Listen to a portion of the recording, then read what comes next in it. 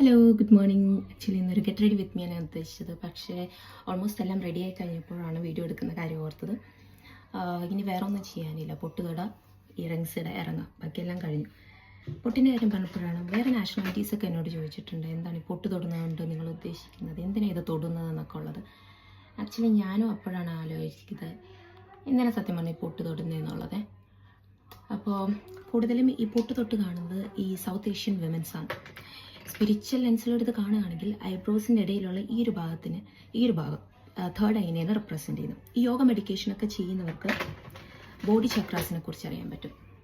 ഈ third eye എന്നറിയപ്പെടുന്ന ആജ്ഞചക്ര ഉള്ളത് ഈ ഒരു ഭാഗത്താണ്.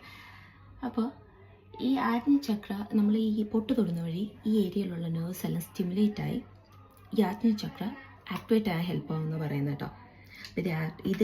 ഈ ചക്ര ആക്ടിവേറ്റ് ആവുന്നത് വഴി നമ്മുടെ ഫോക്കസ്, കോൺസെൻട്രേഷൻ, മെൻ്റൽ ക്ലാരിറ്റി ഇതെല്ലാം ഇമ്പ്രൂവ് ചെയ്യുന്നൊക്കെ വരെ പറയുന്നുണ്ട്. ഇതൊക്കെ കൊണ്ടാണോ നീ പൊട്ട് തൊടുന്നതെന്ന് വെച്ചിട്ടുണ്ടെങ്കിൽ സത്യം പറഞ്ഞ അല്ല. ഐടെക്സ് നാട്ടിൽ നിന്ന് കൊണ്ടുവന്ന കേട്ടോ. ഈ ഐടെക്സ് ഒരു വല്ലാത്തൊരു ഫീലാണ് സത്യം പറഞ്ഞിട്ടുണ്ടെങ്കിൽ. പൊട്ട് ഇവിടെ നിന്ന് കിട്ടുമെന്ന് വെച്ചാൽ തീർച്ചയായും ഇവിടെ നിന്ന് കിട്ടും. പക്ഷേ ഈ ഒരു ബ്രാൻഡ് കാണുമ്പോൾ നാട്ടായിട്ട് ഒരു കണക്ഷൻ ഫീൽ ചെയ്യും എനിക്ക് പേഴ്സണലി.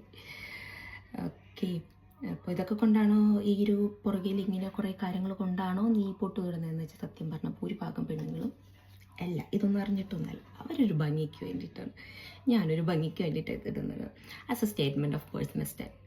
അപ്പോൾ ഇന്നത്തേക്ക് അത്രേ ഉള്ളൂ. പോകാൻ സമയമായി. Okay, by.